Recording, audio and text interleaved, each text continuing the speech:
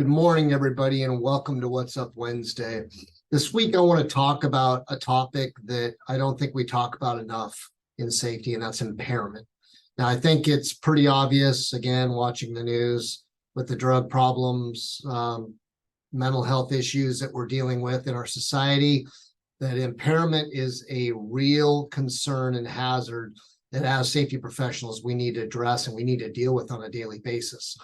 And I was just thinking the other day, what kind of prompted this was we encountered a couple of situations where we drove by people who were highly impaired and were on the side of the road doing crazy things. And just happened to be up in a little town in North Washington called Bellingham. And it reminded me back to a job we had there years ago and a safety professional we had working for us named Mick. On this particular job, we were building an oil cleanup vessel, and one day a worker walked into the gate, walked past the security guards, walked past a couple of different safety people, and then past Mick.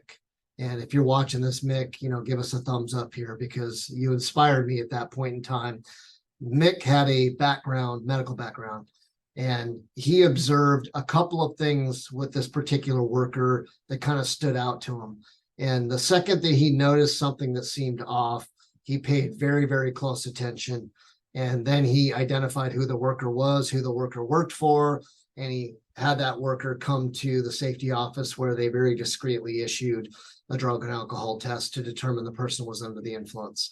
And they quietly escorted that worker off site, and the worker didn't come back again.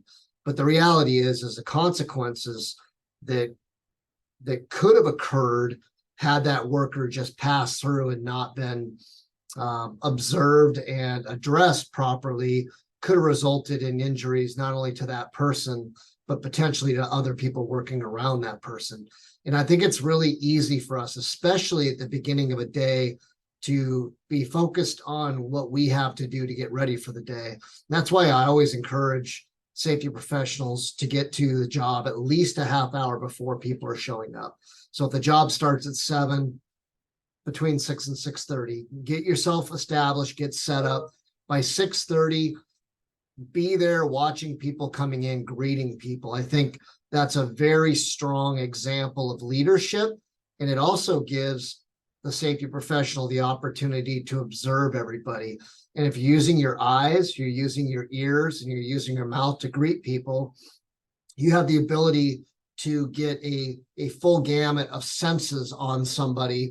And if something seems off, then you can, quickly address it, write it down, address it, figure out what you need to do to address it accordingly. But I think it's more and more common now, especially with the legalization in so many states of marijuana.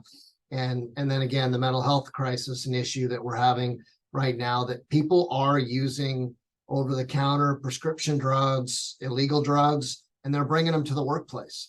And, it can go any number of different directions. One could be potential overdose that happens regularly on job sites and in the workplace.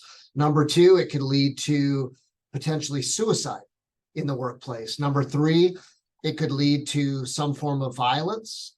And then number 4, it can obviously lead to injury to that person and or others. So think about those things and maybe gather some information on the signs of impairment and things you can do to educate your frontline supervision to watch for these things.